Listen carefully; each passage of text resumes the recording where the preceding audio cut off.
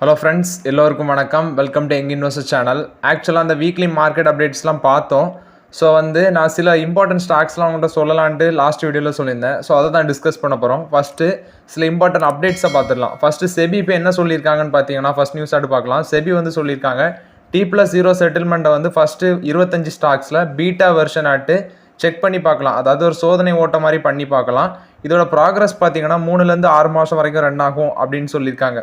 Next இந்த foreign portfolio இன்வெஸ்டர்ஸுக்கு சில டிஸ்க்ளோசஸில் சில விதிவிலக்கு கொடுக்குறாங்க. ஸோ அதில் பார்த்தீங்கன்னா 50% மேலே ஒரு சிங்கிள் கார்ப்பரேட் குரூப்பில் அசட் அண்டர் மேனேஜ்மெண்ட் வச்சுருப்பாங்க. இந்தியன் ஈக்விட்டியில் சிங்கிள் கார்ப்பரேட் குரூப்பில் 50% மேலே அசட் அண்டர் மேனேஜ்மெண்ட் வச்சுருந்தாங்கன்னா அவங்களுக்கு டிஸ்க்ளோஷரில் ஒரு அடிஷ்னல் விலக்கு கொடுக்குறாங்க ஃபாரின் போர்ட்ஃபோலியோ இன்வெஸ்டர்ஸுக்கு. நெக்ஸ்ட் பார்த்தீங்கன்னா இந்த எலக்டோரல் பாண்ட்ஸ் சுப்ரீம் கோர்ட் அது அன்கான்ஸ்டியூஷனல்னு சொல்லி எந்த கம்பெனி எந்த பொலிட்டிக்கல் பார்ட்டிக்கு எவ்வளோ ரூபா கொடுத்துருக்காங்க அப்படின்னு சொல்லி டீட்டெயில்ஸ் எஸ்பிஐட்ட தான் டீட்டெயில்ஸ் இருக்குது. எஸ்பிஐ அதை சுப்ரீம் கோர்ட்டில் ப்ரொவைட் பண்ண சொன்னாங்க, எலெக்ஷன் கமிஷன்கிட்ட கொடுக்க சொன்னாங்க. இப்போ எலெக்ஷன் கமிஷன் அஃபிஷியல் வெப்சைட்டில் வெளியிட்டுட்டாங்க. ஸோ அதில் சில அப்டேட் பார்த்தீங்கன்னா பெரிய கம்பெனிஸ் என்ன பண்ணியிருக்காங்கன்னா அவங்களோட சப்சிடரி கம்பெனிஸ், அதாவது லாஸ் மேக்கிங் கம்பெனிஸ், அவங்களோட சப்சிடரி மூலமாட்டு பெரிய அளவில் சோபிக்காத கம்பெனிஸ், செல் கம்பெனிஸ்னு கூட சொல்லலாம், அவங்க கம்பெனி மூலமாட்டு பெரிய பெரிய கம்பெனிஸ் அவங்களோட சின்ன அதாவது லாஸ் மேக்கிங் கம்பெனி மூலமாட்டு பொலிட்டிக்கல் பார்ட்டிஸுக்கு டொனேட் பண்ணியிருக்காங்க அப்படின்னு சொல்கிறாங்க பெரிய கம்பெனிஸு. ஸோ இது பெரிய கம்பெனிஸ் எலக்டோரல் பாண்ட்ஸில் அப்படி மைன்யூட்டாட்டி யூஸ்து பொலிட்டிக்கல் பார்ட்டிஸுக்கு டொனேட் பண்ணியிருக்காங்க அப்படின்னு அப்டேட் கிடச்சிருக்கு. அடுத்து பார்த்தீங்கன்னா இந்தியாவில் நியூ இவி பாலிசி கொண்டு வந்திருக்காங்க. இந்த இவி பாலிசி பார்த்தீங்கன்னா குறிப்பாட்டு டெஸ்லாவை அட்ராக்ட் பண்ணதுக்காண்டி தான். அதாவது இப்போ இம்போர்ட் டியூட்டி பார்த்தீங்கன்னா வெளிநாட்டிலேருந்து மேனுஃபேக்சர் பண்ணி இந்தியாவுக்கு இறக்குமதி பண்ணி விற்கிற காரு, அதில் குறிப்பாட்டு 70 to 100% இம்போர்ட் டியூட்டி போடுறாங்க. ஸோ இதை குறைக்கணுன்ட்டு நிறைய கம்பெனிஸ் கோரிக்கை வச்சுட்டு இருக்காங்க. அதில் பார்த்தீங்கன்னா இப்போ இந்தியா ஒரு புது ரூலை கொண்டு வந்திருக்காங்க. இம்போர்ட் டியூட்டி குறைக்கணும்னா $50 million இந்தியாவில் நீங்கள் இன்வெஸ்ட்மெண்ட் பண்ணணும் குறைஞ்சது. அது மட்டும் இல்லாமல் அவங்க இம்போர்ட் பண்ணுறாங்களா வெளிநாட்டு கம்பெனிஸ் இந்தியாவுக்கு காரை இம்போர்ட் பண்ணுறாங்களா, அந்த கம்பெனிஸ் நெக்ஸ்ட் 5 வருஷத்தில் இந்தியாவில் அவங்களோட மேனுஃபேக்சரிங் ஃபெசிலிட்டியை ஸ்டார்ட் பண்ணணும். அதாவது உற்பத்தியை இந்தியாவில் ஆலை அமைச்சு உற்பத்தியை தொடங்கணும். அப்படி பண்ணுறவங்களுக்கு தான் 15% இம்போர்ட் டியூட்டி கொடுப்போம் அப்படின்னு சொல்லி நம்மளோட இந்தியா கவர்மெண்ட் ஒரு நியூ இவி பாலிசியை கொண்டு வந்திருக்காங்க.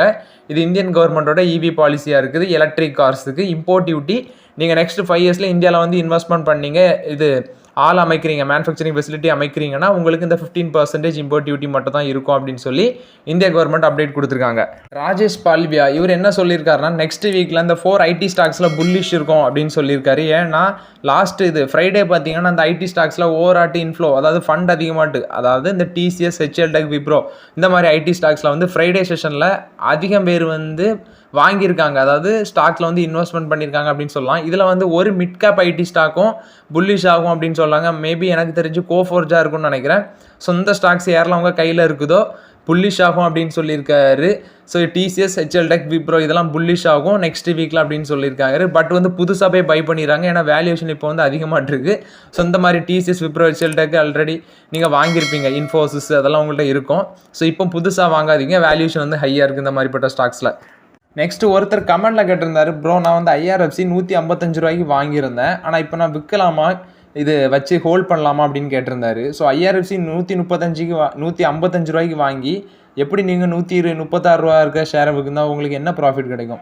ஸோ IRFC பார்த்தீங்கன்னா லாஸ்ட் இயர் நல்ல ரிட்டர்ன் கொடுத்த ஸ்டாக்கு. லாஸ்ட் இயர் மட்டுமே இது நிறைய ரயில்வே ஸ்டாக் நல்லாவே ரிட்டர்ன் கொடுத்துருந்து. அதில் அந்த IRFC ஒன்று கிட்டத்தட்ட பார்த்தீங்கன்னா 200% ரிட்டர்ன் கொடுத்துருந்து அப்படின்னு இன்றைக்கி ஒரு ஆர்டிகல் படித்தேன்.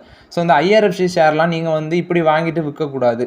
ஆல்ரெடி அது ஒரு ரேலி ஆகிருக்கு. ஸோ அது ஒரு கரெக்ஷன் நடக்க வாய்ப்பு இருக்குது. நீங்கள் அந்த கரெக்ஷனை பார்த்து வாங்கியிருக்கலாம். ஆனால் 155 ரூபாய்க்கு மோசமான பையன்னு சொல்ல முடியாது.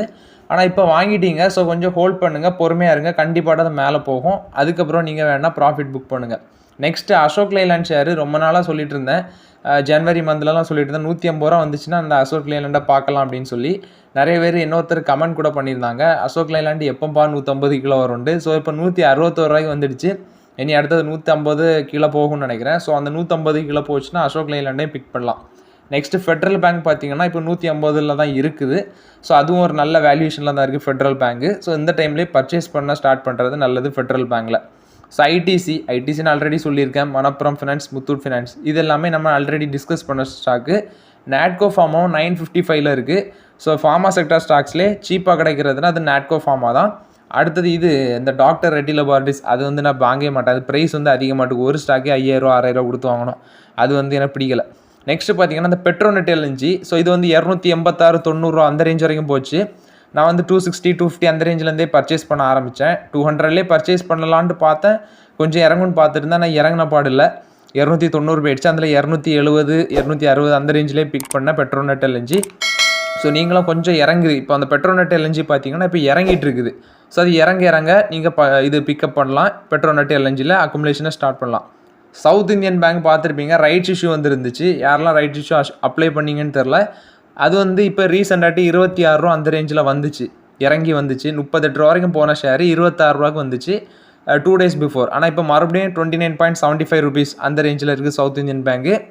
அதுவும் நீங்கள் வந்து கண்ணு வச்சுக்கோங்க, 25 ரூபா அந்த ரேஞ்சிலலாம் வரும் கண்டிப்பாக. அந்த ரைட்ஸ் இஷ்யூ டைமில் முடியிற டைமில் வந்து நீங்கள் வந்து அதையும் பிக் பண்ணுங்கள். இந்த ரேஞ்சிலையும் பிக் பண்ண ஸ்டார்ட் பண்ணலாம். தமிழ்நாடு மெர்கன்டைல் பேங்க், பேங்கிங் செக்டார்லேயே சீப்பாக கிடைக்கிற ஸ்டாக்ஸ்னால் அது இந்த தமிழ்நாடு மெர்கன்டைல் பேங்க் தான். ஸோ வந்து அது இது பப்ளிக் இஷ்யூ வரும்போதே பார்த்தீங்கன்னா 550 ரூபா அந்த ரேஞ்சில் வந்தாங்கன்னு நினைக்கிறேன். இப்போ 462 ரூபாவில் கிடைக்குது தமிழ்நாடு மெர்கன்டைல் பேங்க். நான் ஆல்ரெடி இந்த ஸ்டாக்கை பற்றி நிறைய வாட்டி உங்கள்கிட்ட டிஸ்கஸ் பண்ணிட்டேன். ஸோ இந்த ஸ்டாக்கை வந்து நீங்கள் ஒரு கண்ணு வச்சுக்கோங்க. பை பண்ணவங்க பை பண்ணலாம். 2 to 3 years பொறுமையாக இருக்கணும் இந்த தமிழ்நாடு மெர்கன்டைல் பேங்கை பொறுத்த வரைக்கும். ஒரு நண்பர் வந்து கமெண்ட்டில் கேட்டிருந்தாங்க, கேப்லின் ஸ்டெரைல்ஸ் இது ஒரு ஃபார்மா கம்பெனி. நான் இது வந்து ட்ராக் பண்ணுறதே இல்லை, அவங்க கேட்டதுனால எடுத்து பார்த்தேன். மார்க்கெட் கேபிடேஷன் கிட்டத்தட்ட ஒரு 10 லட்சம் கோடி இருக்குது. கிட்டத்தட்ட பார்த்தீங்கன்னா இவங்களோட பி ரேஷியோ 10,000 கோடி இருக்குது. 10,000 கோடி மார்க்கெட் கேபிடலைசேஷன் உள்ள கம்பெனி. இவங்களோட பி ரேஷியோ பார்த்தீங்கன்னா 22.50 அந்த ரேஞ்சில் இருக்குது. 22 இருக்குது பி ரேஷியோ. ஸோ இவங்களோட கரண்ட் ப்ரைஸ் பார்த்தீங்கன்னா 1290 ரூபா இருக்குது. ஸோ இவங்க பாஸ்ட் மந்தில் எவ்வளோ ரிட்டர்ன் கொடுத்துருக்காங்க அப்படின்னு பார்த்தோன்னா இவங்க வந்து கிட்டத்தட்ட 20% ஒரு நெகட்டிவ் ரிட்டர்ன் தான் கொடுத்துருக்கு இந்த ஸ்டாக்கு. அதே 6 மந்த்தை ட்ராக் பண்ணி பார்த்தோன்னா ஒரு 23% வந்து மேலே போயிருக்கு, ரிட்டர்ன்ஸ் கொடுத்துருக்கு, பாசிட்டிவ் ரிட்டர்ன்ஸ் கொடுத்துருக்கு. அதே 1 மந்தில் வந்து பார்த்தீங்கன்னா நெகட்டிவ் ரிட்டர்ன்ஸ் கொடுத்துருக்கு 20%. 6 மந்தில் எவ்வளோ ஏறிச்சோ அது வந்து பாஸ்ட் 1 மந்தில் வந்து அடித்து தள்ளியிருக்காங்க. நெக்ஸ்ட் அதோட ப்ராஃபிட் எடுத்து பார்த்தேன். லாஸ்ட் 4 குவார்ட்டரோட அவங்க எவ்வளோ ப்ராஃபிட் பண்ணியிருக்காங்க, ரெவன்யூ பண்ணியிருக்காங்கன்னு பார்த்தேன். அதில் வந்து பார்த்தீங்கன்னா டிசம்பர் 2023 வந்து கிட்டத்தட்ட 117 கோடி வந்து அவங்க ப்ராஃபிட் பண்ணியிருக்காங்க. அவரோட நெட் ப்ராஃபிட் வந்து இருந்திருக்கு. அதே இது பார்த்தீங்கன்னா செப்டம்பரில் வந்து 114 கோடி. அதே இது ஜூனில் பார்த்தீங்கன்னா 103 கோடி. மார்ச் 2023 பார்த்தீங்கன்னா 102 கோடி. பெரிய அளவில் ஏற்றம் இல்லை. அதாவது 102 103, அடுத்தது பார்த்தீங்கன்னா 114, அடுத்தது 117 இப்படி தான் இருக்குது அவங்களோட நெட் ப்ராஃபிட் டிஃபரன்ஸு. கிட்டத்தட்ட ஒரு 15% 20% அப்படி அந்த ஆவரேஜில் தான் இருக்குது அவங்களோட ஃபினான்ஷியல் ட்ரெண்டு நெட் ப்ராஃபிட் விகிதத்தை வச்சு பார்த்தீங்கன்னா. ஸோ இந்த கம்பெனி வந்து நான் ட்ராக் பண்ணுறதில்ல. ஸோ அது நான் சொன்ன மாதிரி 6 மந்தில் ஒரு ஏற்றம் பேருக்கு, அதே வந்து 1 மந்தில் அடிச்சு கீழே தள்ளியிருக்காங்க. ஸோ இது ஒரு கரெக்ஷனில் இருக்குதுன்னு நினைக்கிறேன் இந்த ஸ்டாக் என்னை பொறுத்த வரைக்கும். ஸோ இது வந்து ட்ராக் பண்ணுவாங்க. நான் இது வாங்கினதில்லை. இந்த கம்பெனியோட ஹெட் குவார்ட்டர்ஸ் சென்னைன்னு சொல்கிறாங்க. ஸோ 10,000 கோடி மார்க்கெட் கேபிடலைசேஷன் உள்ள கம்பெனி, ஒரு ஃபார்மா கம்பெனி. இதை நான் ட்ராக் பண்ணுறதில்ல. ஸோ அதோட ஃபினான்ஷியல் கெப்பாசிட்டி ப்ளஸ் வந்து அது எந்த கண்டிஷனில் இருந்திருக்கு அதை நான் உங்கள்கிட்ட வந்து ஷேர் பண்ணியிருக்கேன். பட் இந்த ஷேர் வாங்கலாமா வாங்கக்கூடாதாங்கிறது நீங்கள் தான் முடிவு பண்ணணும். நெக்ஸ்ட்டு IREDA, இது வந்து இப்போ தான் ரீசெண்டாக ஐபிஓ வந்து லிஸ்ட் ஆன கம்பெனி. ஸோ இந்த ஸ்டாக்கை நான் ட்ராக் பண்ணுறதில்ல. அடுத்து ஸ்ரீராம் ப்ராப்பர்ட்டிஸ், அதுவும் வேண்டாம். அது லாஸ்ட் 3 குவார்ட்டர் நெகட்டிவில் தான் ஓடிட்டு கிடக்குது, அது வேண்டாம். அடுத்தது ரேணுகா சுகர் பார்த்தீங்கன்னா அதுவும் வேண்டாம். அது வந்து லாஸ் மேக்கிங் கம்பெனி தான், கொஞ்ச நாளாகவே லாஸ்ட்டில் தான் ஓடிட்டுருக்கு. ரீசெண்டாக அந்த ஸ்டாக் வந்து ஏன் இப்படி பழிச்சுன்னு தெரியுதுன்னா, கவர்மெண்ட் வந்து இந்த எத்தனால் சம்மந்தமாட்டு, அதாவது இந்த சுகர் கேன் இருக்குல்ல, அது மூலமாட்டு எத்தனால் ப்ரொடியூஸ் பண்ணால் பெட்ரோல் வந்து ரேட்டு குறையும் அப்படிலாம் சொல்லியிருந்தாங்க. ஸோ அது சம்மந்தமான அப்டேட்னால தான் இந்த ரேணுகா சுகர் வந்து ரீசெண்டாகிட்டு ஒரு பம்ப் ஆச்சு. ஆனால் அது வந்து எனக்கு நம்பிக்கை இல்லை, அது loss making company. Next Paytm பார்த்தீங்கன்னா அவங்க அந்த யூபிஐ டிரான்சாக்ஷனை கண்டினியூ பண்ணலாம் 4 பேங்க்ஸ் மூலமாக அப்படின்னு சொல்லியிருக்காங்க. ஸோ அது வந்து பேடிஎம் பொறுத்த வரைக்கும் இப்போ நிம்மதியாட்டு இருக்கு அவங்களுக்கு. நெக்ஸ்ட்டு ஹெச்டிஎஃப்சி பேங்க்கில் வந்து update. So HDFC bank app use பண்ணுறவங்க அவங்களோட மொபைல் நம்பரை வந்து திருப்பியும் வெரிஃபிகேஷன் பண்ணணும் அப்படின்னு சொல்லியிருக்காங்க. அப்படி பண்ணட்டா அந்த ஆப் யூஸ் ஆகாது அப்படின்னு அப்டேட் கொடுத்துருக்காங்க ஹெச்டிஎஃப்சி பேங்க்கு. ஸோ நீங்கள் வந்து உங்கள் bank account HDFC bank account எந்த நம்பரை கொடுத்தீங்களோ அந்த நம்பரை கொடுத்து நீங்கள் வந்து வெரிஃபிகேஷன் பண்ணுங்கள் அப்படின்னு சொல்லியிருக்காங்க. அடுத்தது ஏர் இந்தியா பார்த்தீங்கன்னா டாடா குரூப் கம்பெனி. கிட்டத்தட்ட இவங்க 200 ஸ்டாஃபை வந்து லே ஆஃப் பண்ண போகிறாங்க அப்படின்னு சொல்லியிருக்காங்க ஏர் இந்தியா. ஸோ இது ஒரு டாடா குரூப் கம்பெனி தான். இவங்க வந்து ரீசெண்டாகிட்டு தான் ஏர் இந்தியா அக்யூர் பண்ணாங்க. ஏர் இந்தியாவிலே கிட்டத்தட்ட 18,500 எம்ப்ளாயிஸ் இருக்காங்க. ஸோ இவங்க வந்து இப்போ கிட்டத்தட்ட 200 பேரை வந்து லே ஆஃப் பண்ண போகிறாங்க அப்படின்னு சொல்லியிருக்காங்க. மேபி ப்ராஃபிட் அடி வாங்குறதுனால தான் இப்படி பண்ணுவாங்க கம்பெனிஸ். ஸோ அது சம்மந்தமாக தான் அவங்க லே ஆஃப் பண்ணுவாங்க. ஜி என்டர்டைன்மெண்ட் இதில் வந்து முக்கியமான அப்டேட்ஸ்லாம் வந்துருக்கு. குறிப்பாட்டு நிதின் மிட்டல் இவர் வந்து பிரசிடென்ட் டெக்னாலஜி அண்ட் டேட்டாவோட பிரசிடென்ட்டாக இருக்கிறாரு. நிதின் மிட்டல் இவர் வந்து ரிசைன் பண்ணிட்டு போயிருக்காரு ஜி என்டர்டைன்மெண்ட்லேருந்து. நெக்ஸ்ட் ஜி என்டர்டைன்மெண்ட்டுக்கு எதிராட்டு ஸ்டார் இந்தியா பிரைவேட் லிமிடெட் வந்து கேஸ் ஃபைல் பண்ணியிருக்காங்க ஜி என்டர்டைன்மெண்ட்டுக்கு எதிராட்டு. எதுக்குன்னு பார்த்தீங்கன்னா இவங்க வந்து 2024-27 அந்த காலகட்டத்தில் உள்ள ஐசிஐசிஐ மென் கிரிக்கெட் ஈவெண்ட்ஸை வந்து அந்த ரைட்ஸை வந்து விற்றுருக்காங்க ஜி என்டர்டைன்மெண்ட்டுக்கு. பட் ஜி என்டர்டைன்மெண்ட் வந்து அதுக்குள்ள அமௌண்ட்டை வந்து ஸ்டார் இந்தியா பிரைவேட் லிமிடெட் கொடுக்கல. ஸோ அது வேண்டி அவங்க வந்து கம்ப்ளைண்ட் ஃபைல் பண்ணியிருக்காங்க ஜி என்டர்டைன்மெண்ட்டுக்கு எதிராட்டு. ஜி என்டர்டைன்மெண்ட்டில் வந்து இன்னொரு அப்டேட் என்னென்னு பார்த்தீங்கன்னா அவங்களோட 3 இண்டிபெண்டன்ஸ் டேரக்டருக்கு 3 இண்டிபெண்டன்ட் டேரக்டர் அப்பாயின்மெண்ட்டுக்கு அவங்களோட ஷேர் ஹோல்டர்ஸ் வந்து அப்ரூவல் கொடுத்துருக்காங்க அப்படின்னு சொல்லியிருக்காங்க. ஸோ இது ஜி என்டர்டைன்மெண்ட்டை பொறுத்த வரைக்கும் அப்டேட்டு. அந்த நான் சொன்ன மாதிரி நிதின் மிட்டல் வந்து ரிசைன் பண்ணிட்டு போனார். குறிப்பாட்டு அந்த அப்பாயின்மெண்ட் யாரெலான்னு பார்த்தீங்கன்னா உத்தம் பிரகாஷ் அகர்வால், சிஷிர் பாபு பாய் தேசாய், நெக்ஸ்ட் வந்து வெங்கடா ரமணமூர்த்தி பினிசெட்டி இவங்க தான் இந்த ஷேர் ஹோல்டர்ஸ் மூலமாட்ட அப்ரூவல் வாங்கி இப்போ வந்து இண்டிபெண்டன்ட் டேரக்டராட்ட அப்ரூவ் ஆகியிருக்கவங்க நியமிக்கப்பட்டிருக்கவங்க. இது ஜி என்டர்டைன்மெண்ட்டை பொறுத்த வரைக்கும் அப்டேட்டு. இன்ஃபோசிஸில் வந்து அப்டேட் என்னன்னா அவங்க ஏப்ரல் 17 வந்து குவார்டர்லி ரிசல்ட்ஸ் அனௌன்ஸ் பண்ண போகிறாங்க. ஸோ 18 பார்த்தீங்கன்னா டிவிடன் குறித்தான டிசிஷன் எடுப்பாங்க அப்படின்னு சொல்லியிருக்காங்க. ஏப்ரல் 17 and 18 இந்த ரேஞ்சுக்குள்ள அவங்க குவார்டர்லி ரிசல்ட்ஸ் அனௌன்ஸ் பண்ணுவாங்க. ஸோ அதில் வந்து டிவிடன் குறித்தான டிசிஷனும் எடுப்பாங்க அப்படின்னு சொல்லியிருக்காங்க. ஸோ இன்ஃபோசிஸ் யாரெல்லாம் வச்சுருக்கீங்களோ ஹாப்பியாக இருங்க, டிவிடெண்ட் வர போகுது ஏப்ரல் மாதத்தில். Aditya Birla fashion and retail லிமிடெடில் வந்து அப்டேட்டு.